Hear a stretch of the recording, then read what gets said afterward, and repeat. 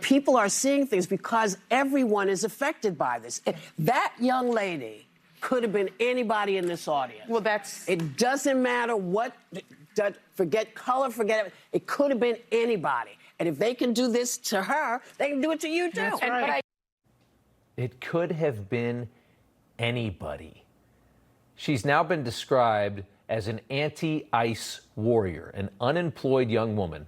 It could be, I guess, any unemployed, radical, left-wing psychopath who uses her SUV to block federal agents from moving.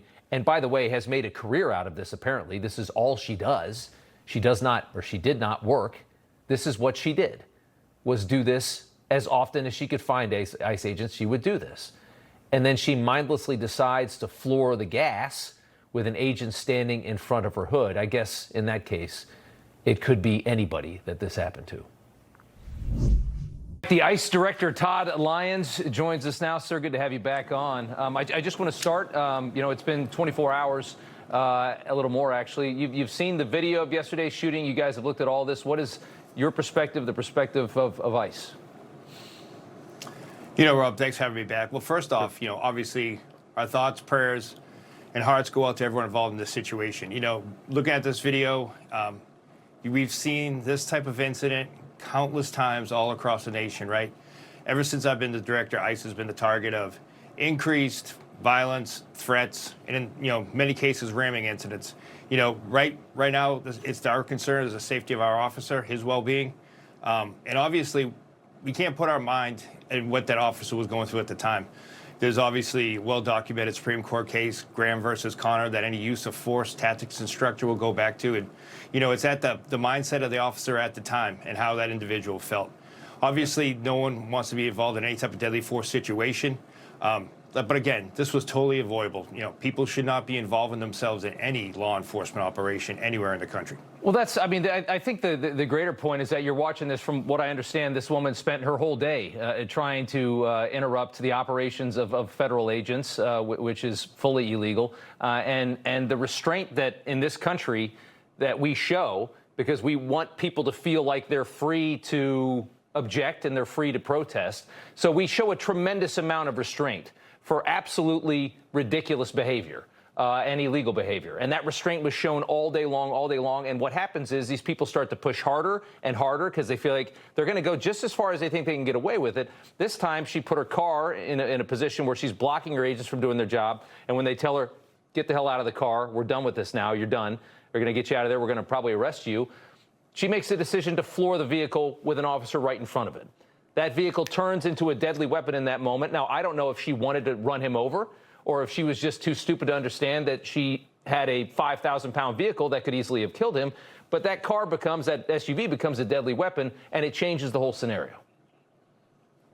It does. And anytime someone uses, a 3,000 to 4,000-pound vehicle to assault or impede or even to escape a law enforcement custody, that's a deadly force situation. Right, that is a domestic terrorist incident, just like Secretary Noem said. And again, not only this individual, but all throughout Minneapolis, we've organized protesters and agitators that show up on our scenes, show up at our arrest within minutes, if not seconds. Sure.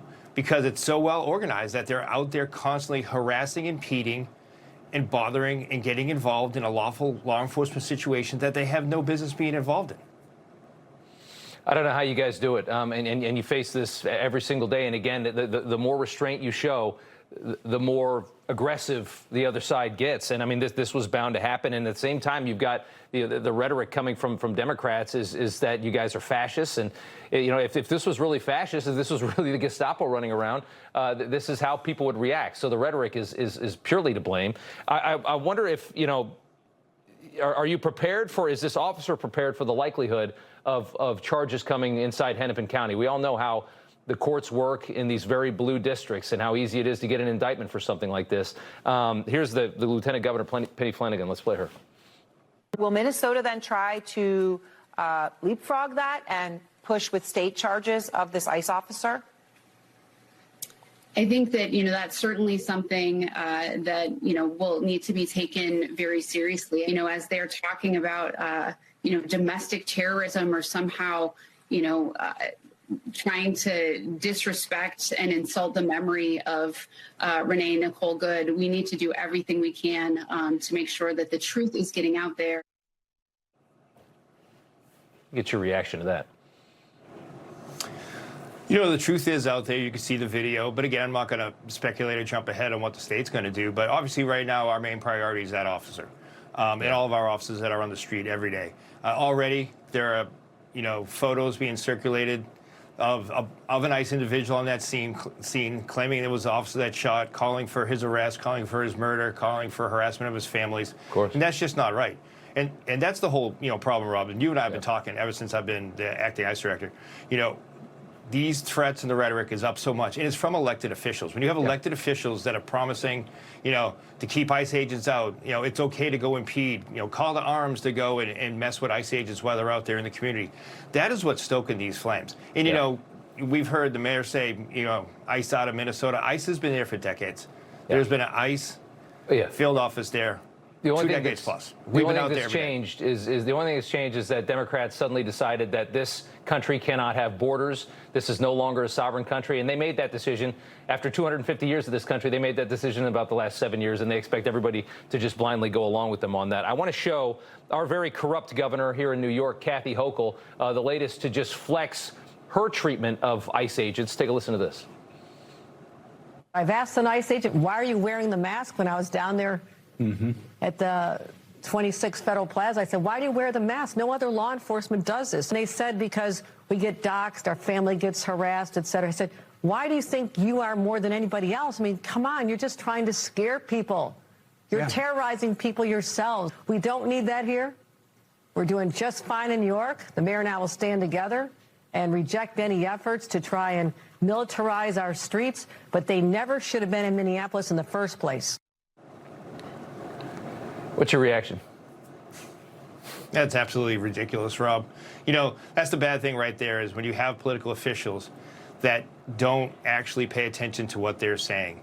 You know, so an ICE agent had told her that he's afraid for his safety, his family's safety, yet she thinks that we're trying to intimidate. That's just wrong. These political officials need to stand up and say to the people that are threatening ICE agents and their families, the ones that are impeding, arresting, ramming vehicles. We just had a ramming today down here in Virginia. There was one in New York while this other incident was going on.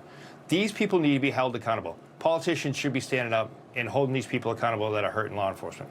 Yeah, and just what makes it so clear is that the politicians in this country will sell out the stability of our country. They'll sell out the sovereignty of our country. They'll sell anything out if it's for their own political benefit. They'll say insane things like she just said.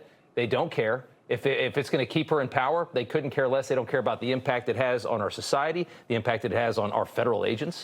They couldn't care less. It's so insanely irresponsible. Todd Lyons, the director of ICE. Sir, thanks for coming on. We appreciate it. Thanks, Rob. Good talking to you again. Appreciate it. You know, everybody's reporting the same stories, the same spin. You turn the channel, it's always the same. But not us. We're different. We report the real news. No spin, just the facts. Turn to us, and you won't turn back. Tune in to Rob Schmidt tonight on Newsmax.